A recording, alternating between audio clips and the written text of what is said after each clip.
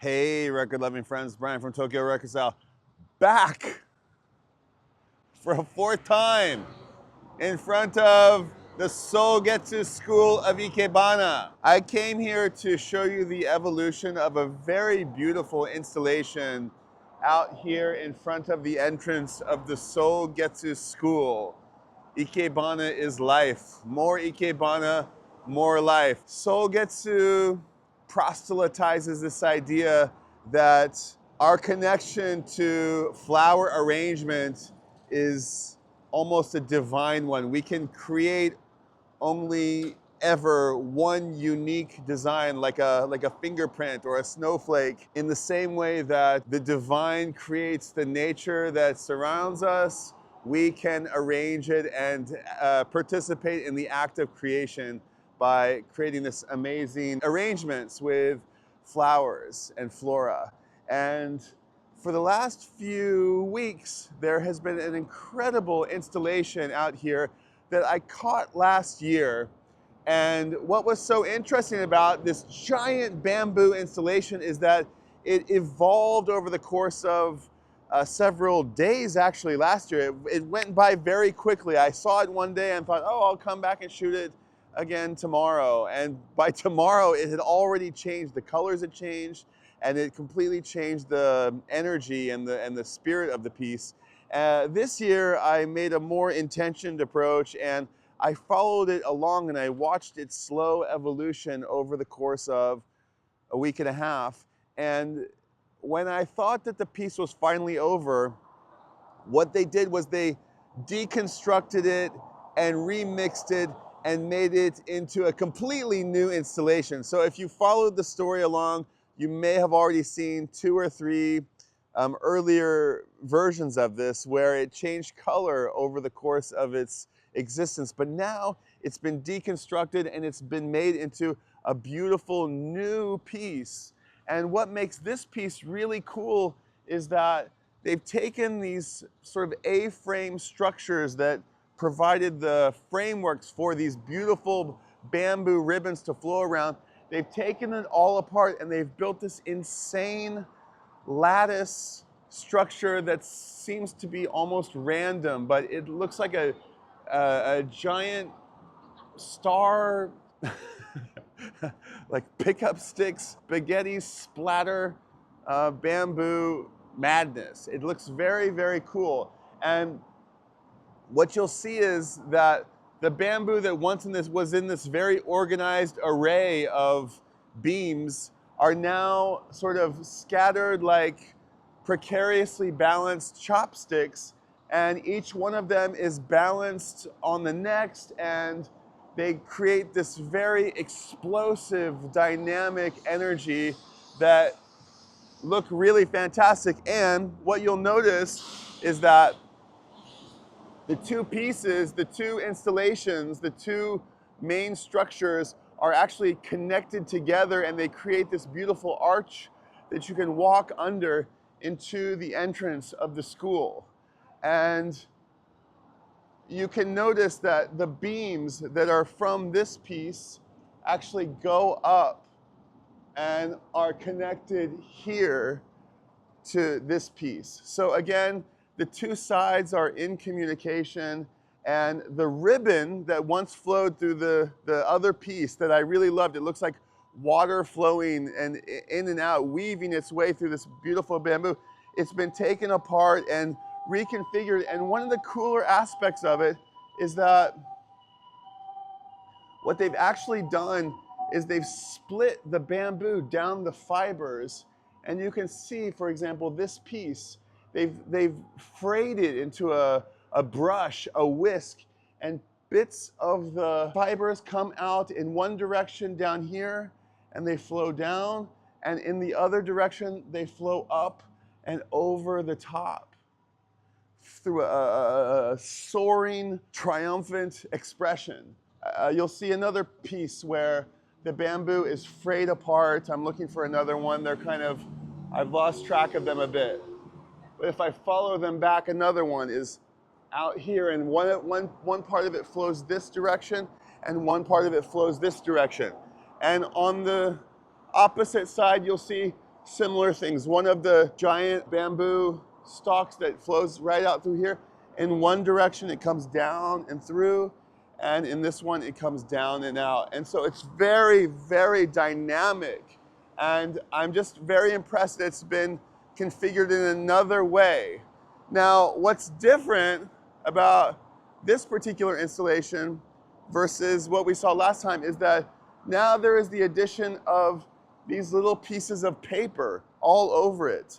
And these pieces of paper have words written upon them, and they are white and creamish color, yellow, orange, light blue, and green, and red, and various colors.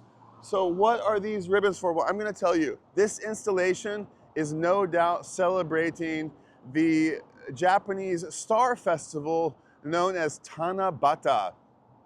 Tanabata is a wonderful summertime festival that always happens on the 7th day of the 7th month, July 7th.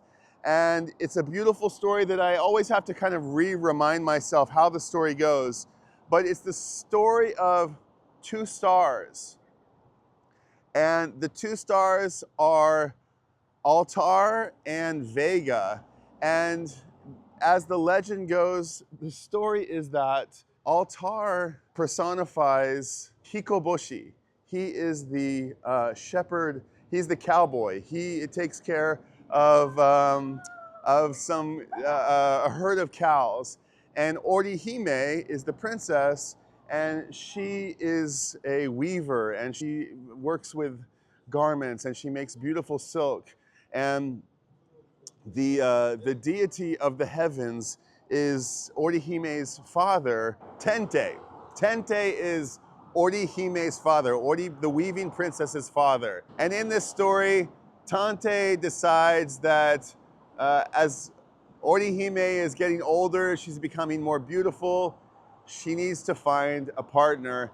And Tante, her father, is very selective about who she should be with, and he selects across the river the young upcoming cowboy Hikoboshi, and he destines these two to be together. And when he introduces them, they immediately fall madly in love. Orihime and Hikoboshi fall so head over heels for each other that as the days pass, Orihime stops caring for her looms, and Hikoboshi stops caring for his herd.